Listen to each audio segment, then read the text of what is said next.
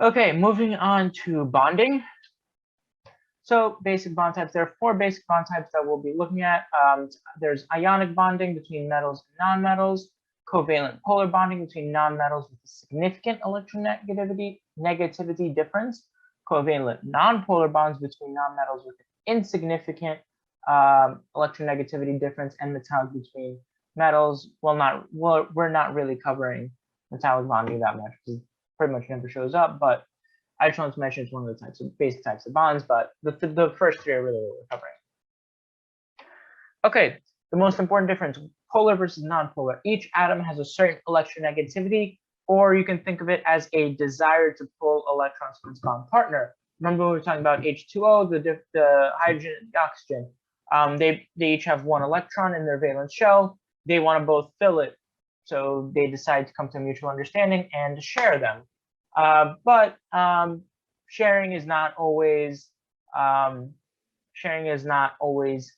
completely equal. So some things can be shared by one party more than another. For example, if you and a friend decided to share a car together, and they decided that they need the car 5 days a week and you only needed 2 days a week, so they get the car 5 days and you only get 2 days. You're still sharing the car, but it's unequal sharing. It's not like you're both sharing it the same number of days. Okay. That's exactly what it is with electrons as well. And the way this is determined is by something called electronegativity. So the higher the electronegativity, the more the atom or molecule wants to pull electrons towards itself. Non-metals have a much larger electronegativity than metals. And so in ionic bonds, because the electronegativity is so big, it's actually not even a sharing really at that point anymore. It's always a stealing, where the non-metal like fluorine, or oxygen or whatever steals the electrons from the metal, like for example sodium. So if you had NaCl, which is salt, the chlorine steals the electrons from the sodium, right? It's not as much sharing as it is just you taking. In covalent bonding though, between 2 nonmetals, it's instead more of a sharing than it is a stealing. However, sometimes one atom still has a higher electronegativity than the other, resulting in an unequal sharing, right? And this is what we call polar bonding because it has poles, right? Like if you think of the poles on a magnet, a positive and a negative end, right? The opposite of this is a perfect or near perfect sharing between molecules. That happens when they both have the same desire. So for example, if I desire the car, going back to my example, I desire the car for 1 week and you desire it for 1 full week, and we both decide every other week we'll get the car. So it's an equal sharing, right? That's what happens when we both have like an equal desire versus where I needed for 5 days and you need 2 days. It's not unequal sharing.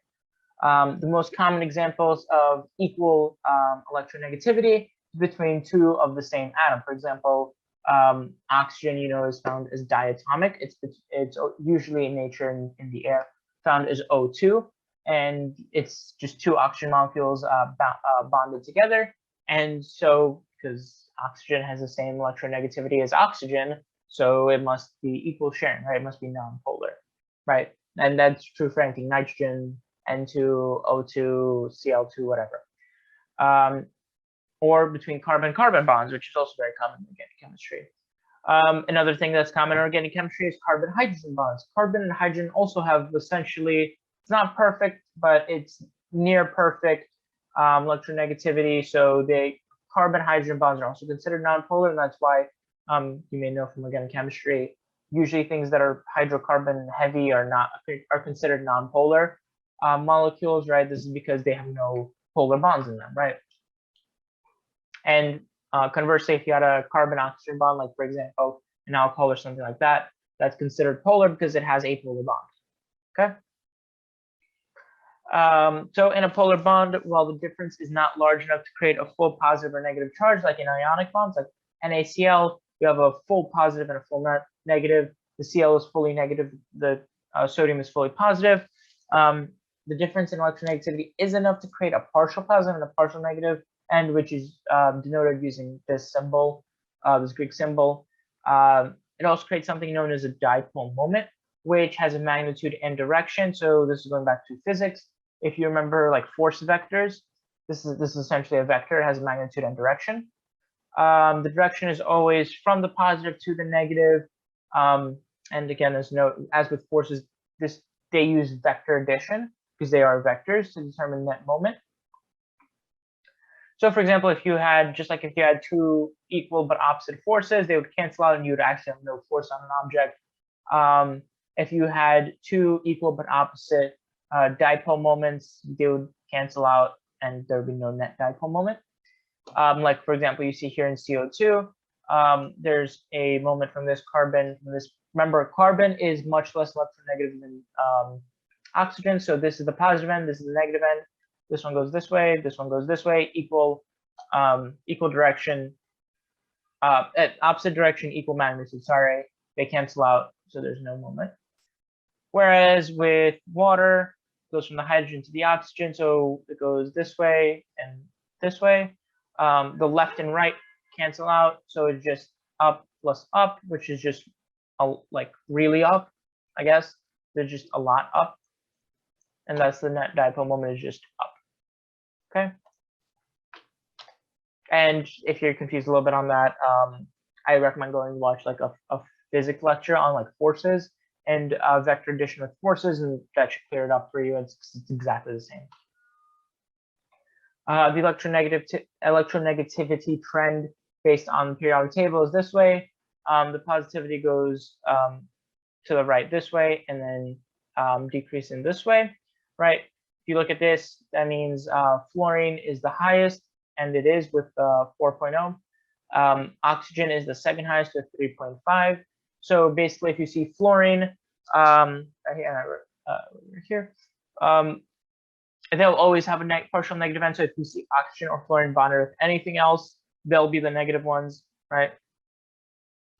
You can see here, hydrogen is kind of close to carbon. It's a little bit different, but you really don't have it's not enough to make a polar difference, okay? Whereas carbon and oxygen is to make enough, carbon and Cl, carbon and nitrogen, whatever. Okay, next let's talk about double and triple bonding. So in addition to the standard single bonds, compounds can have double or triple bonds. These additional bonds are called pi bonds in contrast to the first sigma bond. So if you look at this, which I'm the orbital overlap, which I'm not covering really in depth because it's not very high yield, and you can learn it on your own if you want to, and if you want to be safe, then you can. And I'm sure you've learned it in general chemistry before, probably in organic chemistry. You can see here there's this sigma bond, which is this overlap right here between the two carbons, and this is the single bond. This one's really strong, very hard to break. But there's also these p orbitals, which create these pi bonds between these two carbon molecules. These are much weaker. You can have double and triple bonds, but they're usually weaker than the first one. Sorry. Again, they're easier to break, and that's an important reason why fundamental organic chemistry reactions like addition reactions are allowed to happen, because it's much easier to break double bond than it is to break a single bond. Okay, and I went over that quickly because I don't think it's extremely important, but yeah. Another unique feature about pi bonds is that in many compounds, they're actually not entirely present. So even if it may appear they are, there are actually resonance structures for these compounds, meaning that within any time frame, all of the possible resonance forms exist and are constantly fluctuating. So for example, like the easiest example is if you had a double bond right here between this carbon and this oxygen, and you have these other ones. Actually, it doesn't exist like this. It exists as this as well, and this. All three of these with the oxygen different ones, the bond different ones existing at the same time. And it's constantly fluctuating, constantly changing. They all exist at the same time. And so what actually happens is it's not a full bond with anything, but it's more like a partial double bond with all three of them. And this can happen in this situation. And some of you may remember if you draw a benzene ring like this, but you can also draw a benzene ring like this. Let me see if I can mix it up. Yeah, like that, right? Both of these are correct. So most of the time we end up drawing benzene rings like this, right? This just goes to show that all of these bonds, like there's double bonds everywhere and they all have double bond character. So double bond can really be anywhere, right? So that's why I draw a circle inside. And for this reason. Okay. And all the bonds have partial double bond character. Okay. Note that some resonance forms are more stable than others. Like for example, here, these are all the same, right? Because they're just flipped, so they're all equal. But in other things, there's ones that are more favorable, more unfavorable. They all exist, but some exist more, I guess, than others. It's a fundamental principle of organic chemistry. And so again, the reason why a lot of reaction syntheses are able to proceed. Okay. Okay, next, another important aspect of double bonds is their ability to have E and Z configurations. This is because there's free rotation around a single bond due to its flexibility, but there is not free rotation around a double bond as it's more rigid. So, whereas if you had something like this,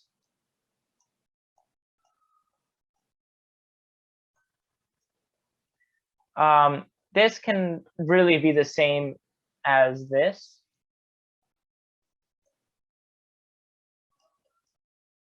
Because around single bonds like this, you can just have free rotation. So this can be, these can actually just be rotating and like flipping and moving around, and you can move the CL up, you can move it down. On either side, you can move it any way you want, because around a single bond, there's free rotation. It's very flexible.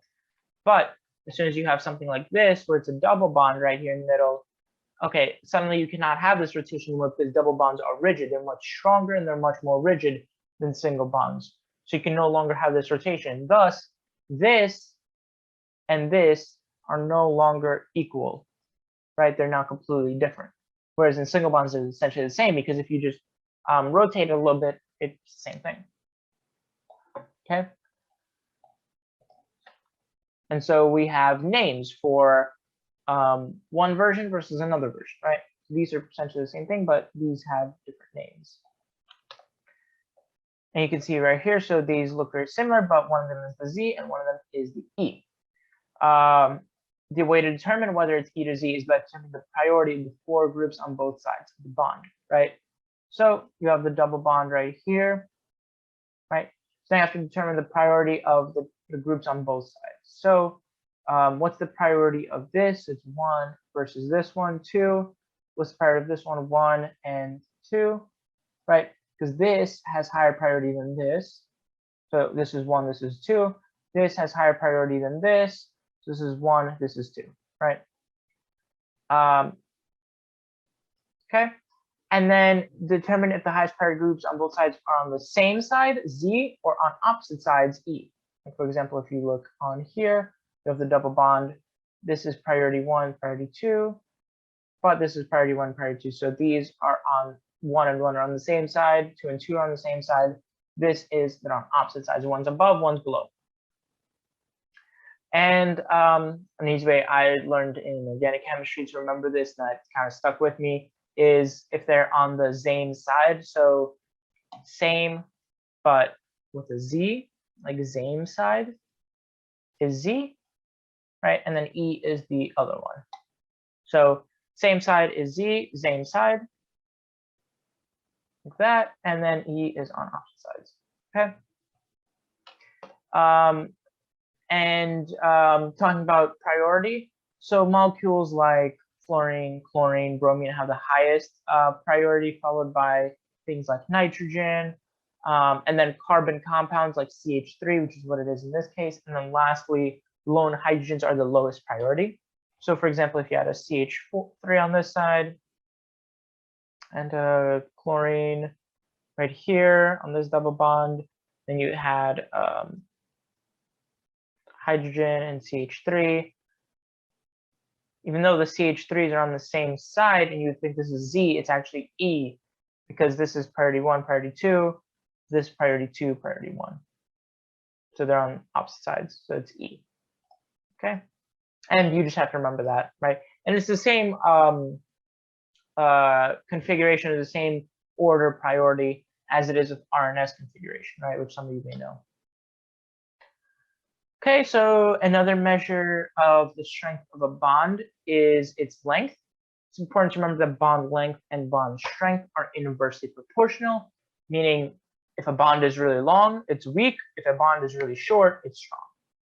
Okay, we can logically conclude that double and triple bonds are stronger than single bonds, right? Obviously, having to break 3 bonds, even though the pi bonds are weaker than the sigma bond, you basically have to break the sigma bond and then a pi bond and then another pi bond versus just a sigma bond, right? So double and triple bonds are stronger. Thus, they're also shorter than single bonds. So double and triple bonds are much shorter than single bonds. The thing is, the larger a molecule is, the longer the bond it forms, and thus the weaker. For example, hydrogen with bromine, HBr, bonds are longer and weaker than HCl bonds due to bromine being larger than chlorine, right? And the way you know that that bromine is larger than chlorine is by going to the periodic table. And again, remembering by size, I'll actually just write here. So things like going down get bigger, going down gets bigger.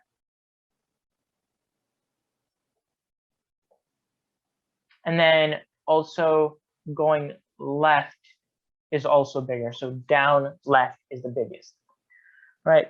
And the reason for that, so let's talk about why going down is bigger, right? So fluorine has a number of, I believe, 9. So it means it has 9 electrons, which means it has the 1 shell and then the 2 shell. Chlorine, I don't remember how many chlorine has, what chlorine's number is, but let's say it's whatever, 14, 15, 17, whatever. It would have more electrons, thus it would have another shell. Bromine would have another shell. Iodine would have another shell, right? And you can see how each time I'm going down, more shells get added, so the molecule gets bigger, bigger, bigger, bigger as it has more shells.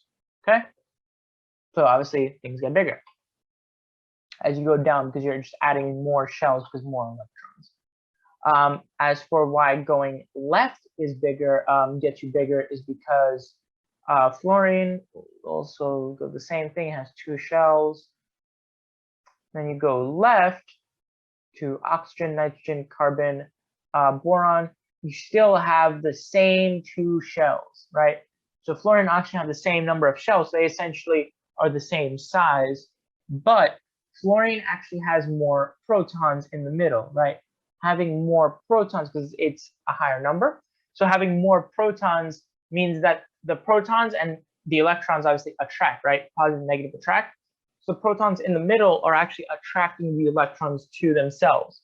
More protons obviously means a stronger attraction. Essentially, if you had like a ring and then you just pulled it inward, it would kind of get like compressed a little bit. The compression on fluorine is more than the compression on oxygen, which is more than the compression on nitrogen, which is more than the compression on carbon, right? You know, they have the same number of rings, valence shells. Having more protons makes you actually smaller because it compresses you by attracting you more. Okay, that's why going down left is bigger usually, unless you go like down a shell, in which case you're not. But that doesn't happen.